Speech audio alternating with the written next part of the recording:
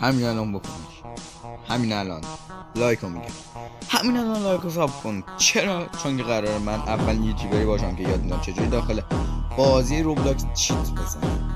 اونم نه منظورم از مود منو اینا، میدونی منظورم از چیه؟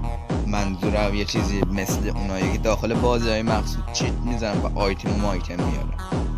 حالا اول از همه من اول بهت نمیگم چرا، چون چیت مراحل زیادی مثل پیدا کردن اسکریپت، پیدا کردن کلید واسه اسکریپت و کلید خودش و نصب و دانلود داره.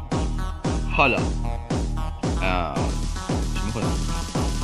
اول لایک ها رو به 20 تا و کامنت ها رو به 10 تا و 5 نفرم ساب میخوام تا من به شما یاد بدم چجوری این اسکریپت رو نصب کنید.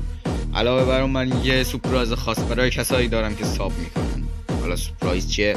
سورپرایز اینه که من قراره یک دونه کانال تلگرام بذارم که لینکش داخل توضیحات کانال قراره داخل هفته آینده باشه، تا اینجوری من هرچه اسکریپت خوب پیدا میکنم داخل تلگرام بذارم، ببینم چیکار میکنم.